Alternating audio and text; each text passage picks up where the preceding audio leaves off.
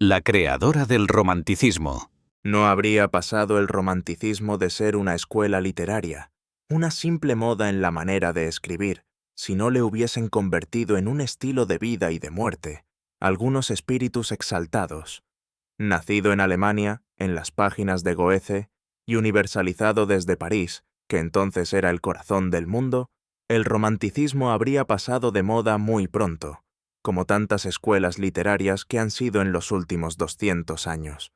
Pero una mujer sevillana, con sola su existencia, y sin proponérselo, dio al romanticismo aliento vital, convirtiendo el siglo XIX en un torbellino de romanticismo hecho credo práctico.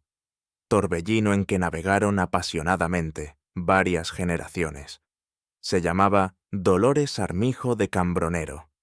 Había nacido en Sevilla durante los años de la Guerra de la Independencia, y las violencias en medio de las que transcurrió su infancia imprimieron en su carácter una violencia, una rebeldía y un ansia de novedades que había de conformar toda su vida. Casada muy joven, no se resignó a vivir en Sevilla, que después de las pérdidas de las colonias americanas había quedado convertida en una simple ciudad provinciana, empobrecida además por la guerra.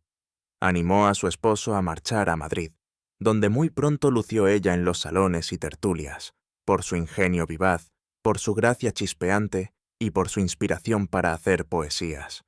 Aspiraba ella a convertirse en una heroína de las letras y en una dictadora de las modas, a la manera de las célebres favoritas de los reyes de Francia del siglo XVII. Sin embargo, la corte de España no podía ofrecerle la oportunidad de alcanzar un puesto semejante. El rey Fernando VII no era hombre aficionado a las letras ni a las artes, y ponía sus modestas aspiraciones sentimentales en enamorar a mozas del mercado, como Pepa la Naranjera. Dolores Armijo buscó entonces, ya que no un rey, un dictador. El dictador de la literatura y el periodismo era entonces Mariano José de Larra, quien utilizaba su nombre para firmar las obras teatrales que escribía, y el seudónimo de Fígaro para los artículos periodísticos. Mariano José de Larra había elevado el periodismo español a la máxima alta que hasta entonces tuvo. Siguiendo los pasos de periodistas franceses como Camilo Desmoulins, empleaba la pluma como terrible arma de combate, haciendo un periodismo político y social. Fustigaba las costumbres anticuadas, los convencialismos, la hipocresía social, con las más agresivas sátiras. Nada se leía tanto en España como los artículos de Fígaro.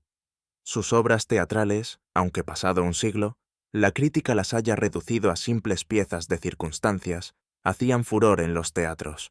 Así fue gran novela romántica, El doncel de don Enrique el Doliente, fue la primera de las grandes obras románticas, de ambiente medieval, de truculentos enredos y de pasiones malditas.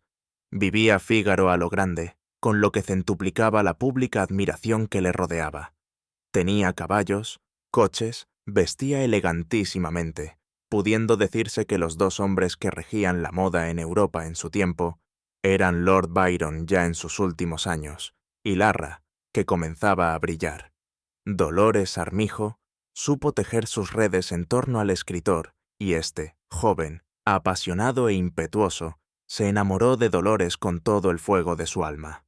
Sus amores culpables trascendieron muy pronto al todo Madrid, porque ellos no se recataban en ocultarlos, y el marido de Dolores, al saber la infidelidad de su esposa, marchó a América separándose de la infiel. Dolores Armijo debió cansarse pronto de Fígaro. Nacida ella para brillar, no se resignaba a ser simplemente una parte de la vida de un hombre famoso. Además, Fígaro, separado de su mujer, tenía unos hijos pequeños a los que Dolores nunca podría servir de madre. Dolores, voluble y egoísta, cansada del enamorado escritor, rompió sus relaciones con él. Hay una laguna en la historia que no se ha podido rellenar por falta de datos. ¿Qué hizo Dolores Armijo después de la ruptura? Se supone que debió enamorar a algún personaje muy importante de la vida política de entonces. Tal vez algún personaje diplomático. Esto explicaría el viaje que Mariano José de Larra hizo, acaso no tanto para olvidarla como para buscarla, por diversos países de Europa. Fígaro llena con el recuerdo de Dolores Armijo, páginas desgarradoras del más exaltado romanticismo. Estrella de Sevilla de negros cabellos, trenzados al desgaire por los dedos del amor. Como la cólera de Aquiles guerrero, es la furia de amor de este trágico enamorado, que suspira y clama por una mujer que ni siquiera sabe dónde está. Se arroja al trabajo desesperadamente, ansiosamente. Escribe con infatigable pluma, cientos de artículos, miles de artículos. Y por sarcástica paradoja, este amor que parece haber destrozado su vida es el motor que le impulsa a realizar la mayor parte de su obra, y que va encumbrándole aún más en su fama. Así llegó el día 13 de febrero de 1837, martes de carnaval. Se había levantado tarde y miraba con hastío por la ventana el ir y venir de las máscaras, cuando el criado le entregó una carta que acababan de traer. No esperaba contestación, porque Dolores Armijo sabía que Larra la esperaría aquella tarde, como en la carta le indicaba. Ella en Madrid. ¡Ay, corazón que no me lo avisaste! Febrilmente, Larra se arregló cuidadosamente. Tiempo hacía que no se rizaba la barba, ni se perfumaba el pañuelo de encaje que asomaba nítido al bolsillo de la ajustada levita. Precisamente, la levita de color azul y el pantalón inglés color gris perla, que a ella tanto le gustaba, fue la ropa que se puso ese día en que iban a volver a encontrarse. Apenas comió, de tan nervioso e impaciente que estaba. Por fin volvía ella, y ahora sería para no separarse jamás. Contando en su reloj los minutos, pasó las horas desde el almuerzo hasta las 5, en que sonó la campanilla. No dejó que ningún criado saliera a abrir, sino que lo hizo él mismo. En el marco de la puerta apareció resplandeciente como una estrella, su estrella de Sevilla. Venía vestida con un sencillo traje negro y tocada con una manteleta con la que hábilmente había disimulado su rostro al transitar por la calle, para no dejarse conocer. La acompañaba una amiga de su confianza. Larra quiso abrazarla, pero ella le rechazó.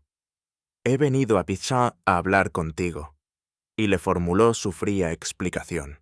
Su marido había muerto en América, y ella iba a casarse de nuevo, ahora que era libre. Venía solamente a reclamarle sus cartas, para evitar que pudieran por algún azar llegar a manos de su nuevo marido, persona muy importante y de grandísima posición social.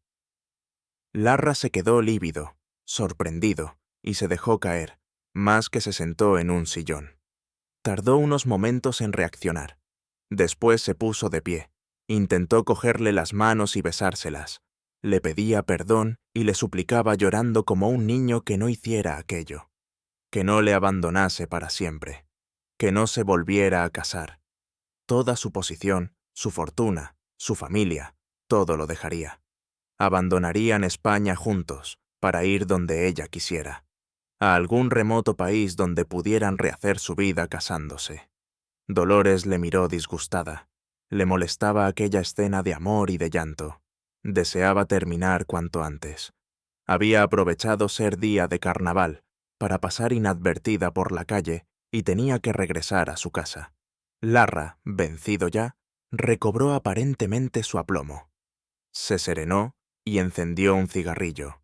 Abrió una gaveta de su escritorio y sacó de ellas un paquete atado con una cinta de seda verde. Eran las cartas de Dolores. Larra se las tendió en silencio y ella las cogió ávidamente y las guardó en su bolso. Después, sin una palabra de consuelo para el desgraciado amante, Dolores dijo adiós secamente y salió del despacho. Larra llamó al criado y le mandó que acompañase a aquellas dos señoras hasta la puerta.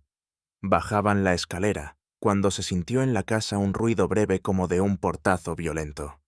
Tal vez el mal genio de Larra se desahogaba. El criado no se atrevió a interrumpir al escritor, suponiendo que habría tenido algún disgusto con aquella visita. La tarde iba caminando hacia su fin. Al oscurecer, llamaron a la campanilla. Era la hija pequeña de Larra, que volvía con la criada, de pasear por el prado y ver las máscaras. La niña, 5 años y trenzas rubias, corrió por el pasillo, hacia el patio y el despacho de Larra. Empujó la puerta y se dirigió hacia la mesa para darle un beso como todos los días.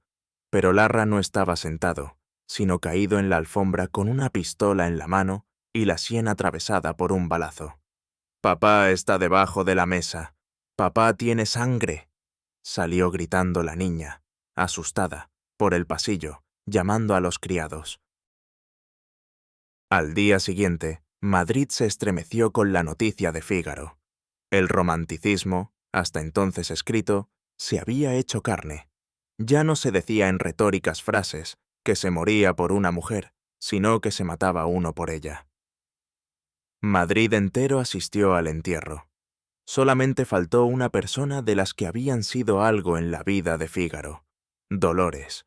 Dolores Armijo, de aquella mañana, mientras José Zorrilla escribía los versos que iba a leer en el entierro de Larra.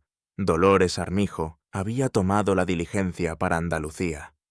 Pocos días después, llegaba a Sevilla y entraba de monja, arrepentida por fin de sus pecados de amor y de egoísmo, en el convento de las Carmelitas Descalzas.